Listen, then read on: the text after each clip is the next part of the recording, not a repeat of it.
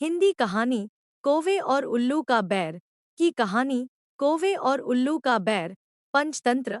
एक बार हंस, तोता, बगुला, कोयल, चातक, कबूतर, उल्लू आदि सब पक्षियों ने सभा करके यह सलाह की कि उनका राजा वैंतेय केवल वासुदेव की भक्ति में लगा रहता है, व्याधों से उनकी रक्षा का कोई उपाय नहीं करता, इसलिए पक्षियों का कोई अन्य राजा चुन लिया जाए। कई दिनों की बैठक के बाद सब ने एक सम्मति से सर्वानक सुंदर उल्लू को राजा चुना। अभिषेक की तैयारियां होने लगी। विविध तीर्थों से पवित्र जल मंगाया गया।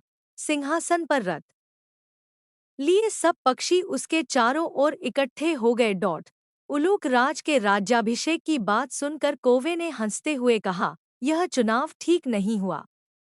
मोर, हंस, कोयल, सारस, चक्रवाक, शुक आदि सुंदर पक्षियों के रहते दिवांद उल्लू और टेढ़ी नाक वाले अप्रियदर्शी पक्षी को राजा बनाना उचित नहीं है। वह स्वभाव से ही रौद्र है और कटुभाषी है। फिर अभी तो वैंतेय राजा बैठा है।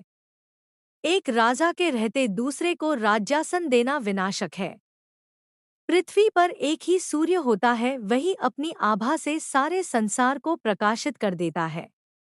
एक से अधिक सूर्य हो, सूर्य होने पर प्रलय हो जाती है। प्रलय में बहुत से सूर्य निकल जाते हैं, उनसे संसार में विपत्ति ही आती है, कल्याण नहीं होता। राजा एक ही होता है, उसके नाम कीर्तन से ही काम बन जाते हैं। यदि तुम उल्लू जैसे नीच, आलसी, कायर, व्यसनी और पीठ पीछे कटुभाषी पक्षी को राजा बनाओगे तो नष्ट हो जाओगे। कौवे की बात सुनकर सब पक्षी उल्लू को राजमुकुट पहनाए बिना चले गए। केवल अभिषेक की प्रतीक्षा करता हुआ उल्लू, उसकी मित्र कृकालिका और कौवा रह गए। उल्लू ने पूछा, मेरा अभिषेक क्यों नहीं हुआ?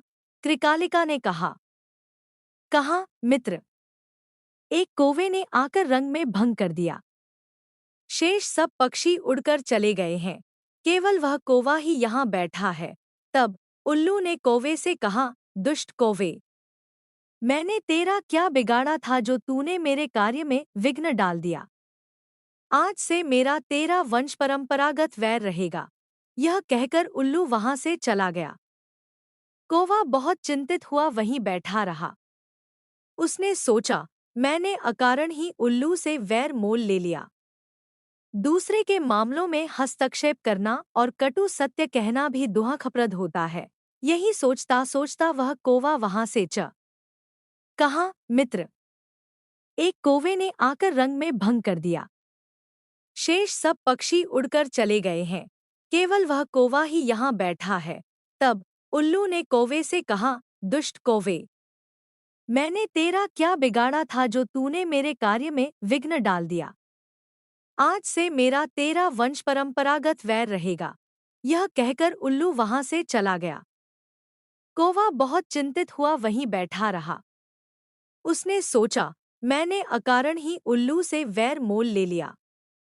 दूसरे के मामलों में हस्तक्षेप करना और कटु सत्य कहना भी दुहाखप्रद होता है।